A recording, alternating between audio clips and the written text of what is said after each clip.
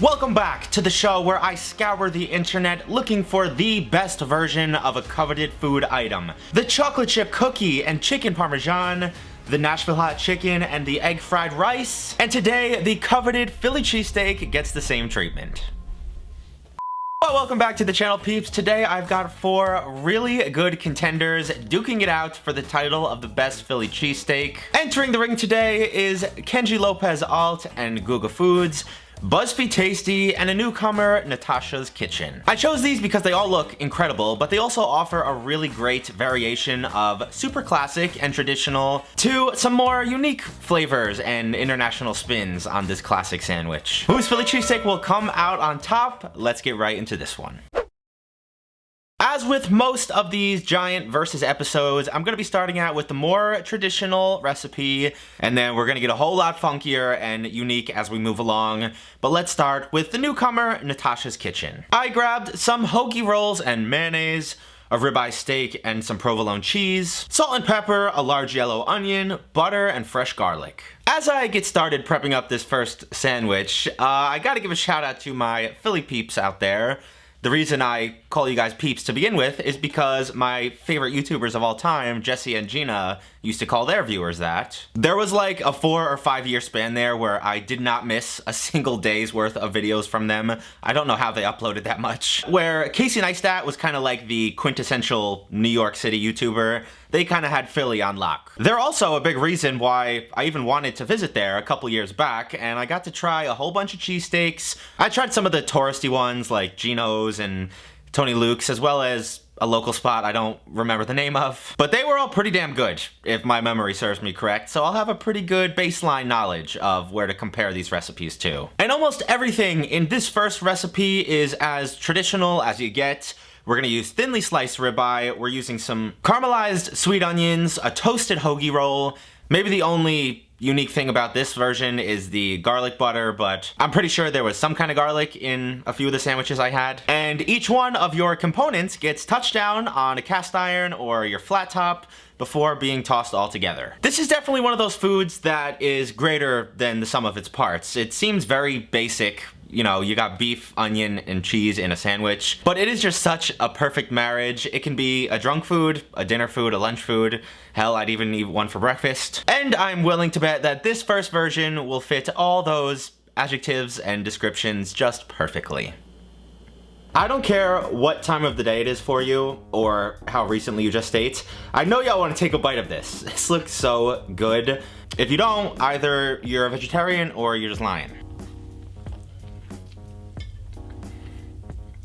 To nobody's surprise, this is amazing. It's just such a perfect sandwich in its simplicity. You know, it's not trying to like be anything it's not. It's steak, cheese, bread, onions. The provolone is perfect for me in this.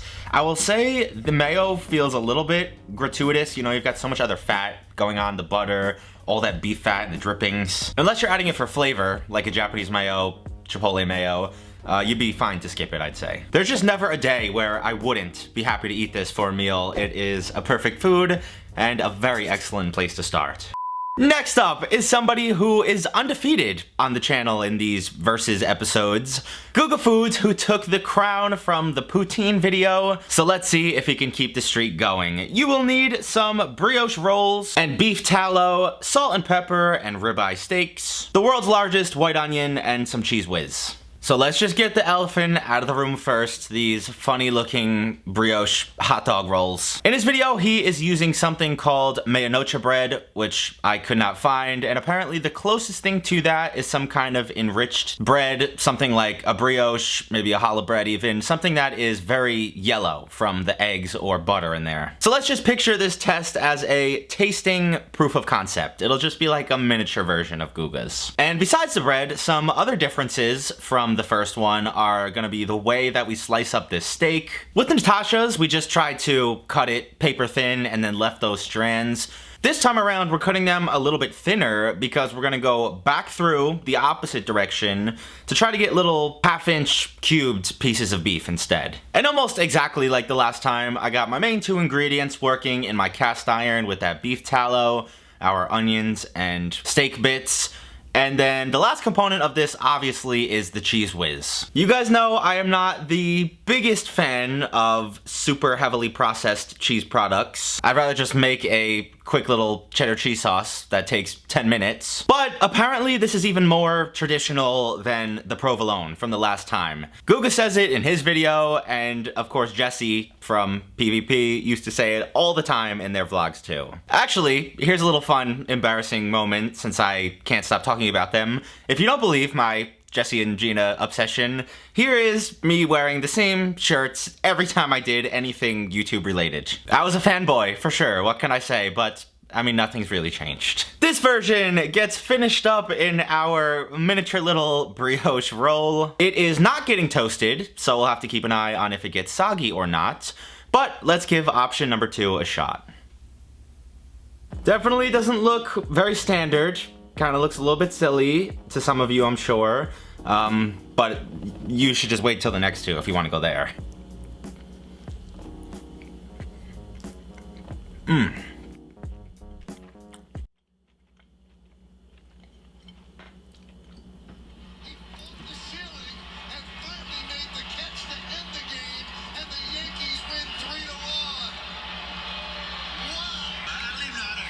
Yankees just won.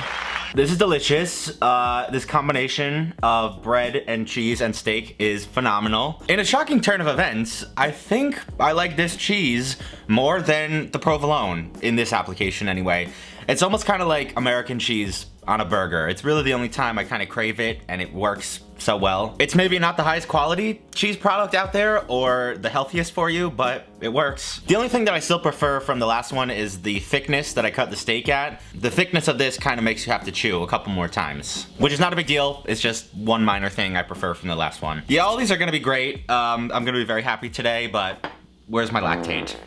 Third on the itinerary today is Kenji Lopez-Alt's Korean bulgogi cheesesteak, also known as a bulgogi hoagie. If you'd like to make this, you will have to compile some gochugaru and salt and pepper, black sesame seeds and a giant chuck roast, rice vinegar and kimchi, some black peppercorns, fennel seeds, coriander seeds, and cayenne pepper, a yellow onion and garlic, some fresh Fresno chilies and sugar, American cheese, and some soft hoagie rolls. Now don't say I didn't warn you that we were gonna be getting into some funky territory here. If there are any cheesesteak purists still watching, I recommend you turn this off now.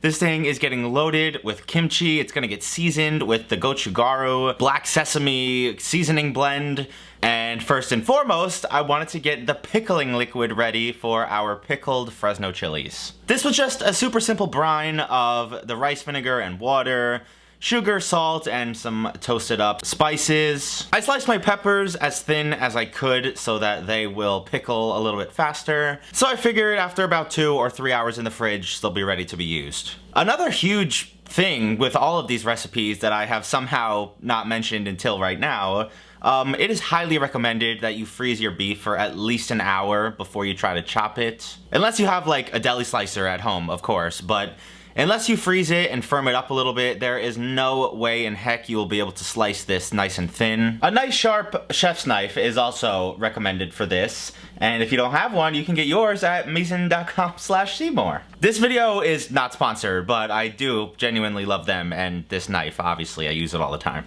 My last little anecdote for this recipe, if you are not subscribed to Kenji's channel, you have to do so. I don't know how he doesn't have more. He's literally one of the internet food, like, godfathers. I think I've said that already, but there's a reason, like, Joshua and Babish and all them always quote him and his methods and recipes. The guy knows what he's talking about. He's pretty unmatched in recipe testing and development. So our beef is going to get browned up on the same cast iron I've been using all day. It's gonna get combined with our caramelized onions, some of our pickled Fresnos, and the kimchi. This time around, we are chopping our cheese right into the meat mix. A little chopped cheese reference for all my fellow New Yorkers out there. Some may say that the chopped cheese is an improvement on the Philly cheesesteak, but I won't go there right now. And that's pretty much it. It gets loaded onto your roll, chopped in half, and we can try recipe number 3. I think I am most excited to try this one. The smell is just unbelievable.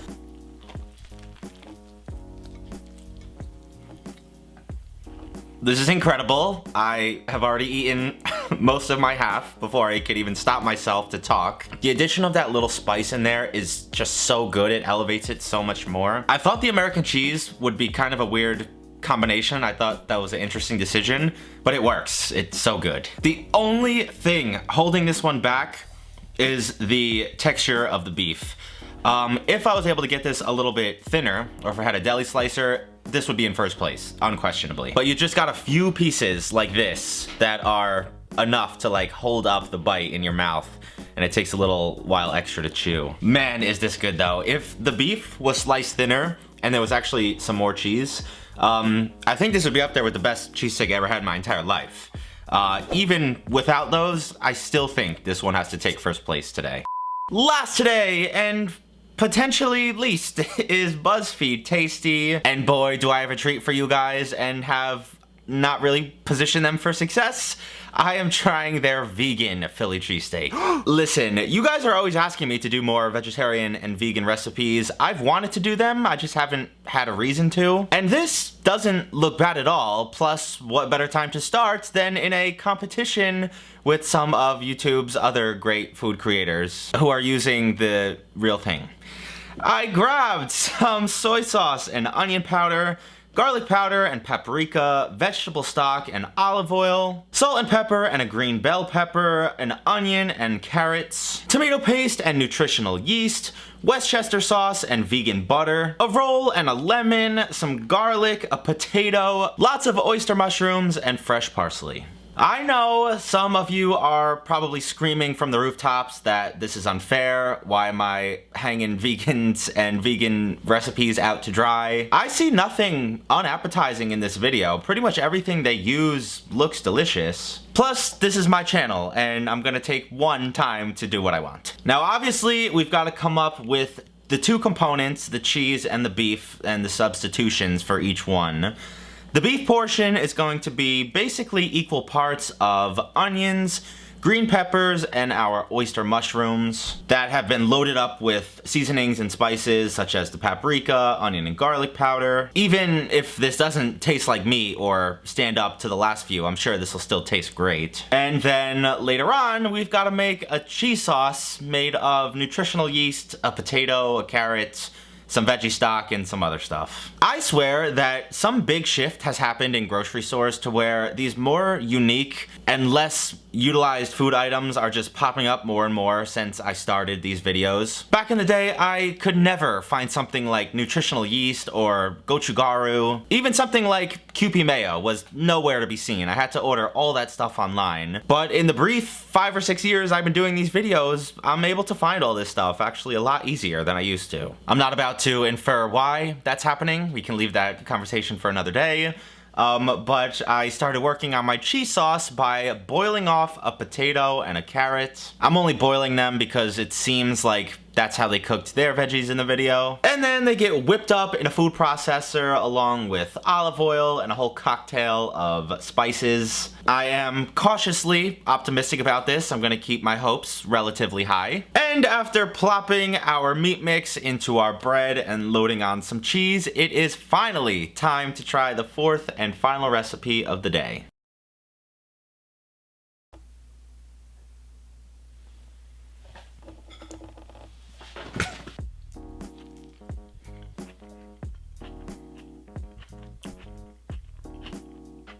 So I actually liked what was going on the first 3 seconds. The bread, obviously, and then the meat substitute. I love onions, peppers, and mushrooms. But then the second you start tasting and then feeling that cheese, it completely ruins the prospect of this being decent. And I'm sure I messed it up and you guys are gonna tear me apart, but it literally looks like baby food on top of there. Just off the top of my head, I think this could be improved first and foremost with a higher powered blender. There's still little bits and pieces of carrot and potato.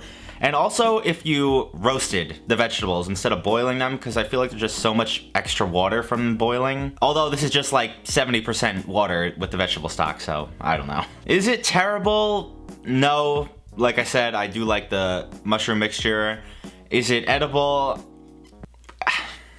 Barely. I think you guys are gonna have to compile the best vegetarian and vegan recipes and send them to me. I'm not mad that I made this though. It was in the name of science. I hope you guys enjoyed today's video. If you did, it is 5:01 in the morning, so leave me a damn like. Please, I don't know why this one took so long. I must have been stalling in between. Follow me over on Twitter and Instagram if you do not already. Let me know what you'd like to see me make next down in the comments. And other than that, have a fantastic weekend, and I'll see you right back here next time. Peace!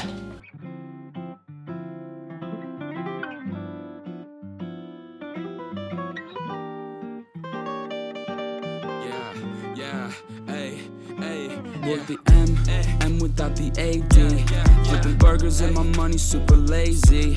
Try and make a meal tonight, they ain't paying me. Try and supersize my life with my A-team. Yeah, our style wasn't wavy, but we had a vision.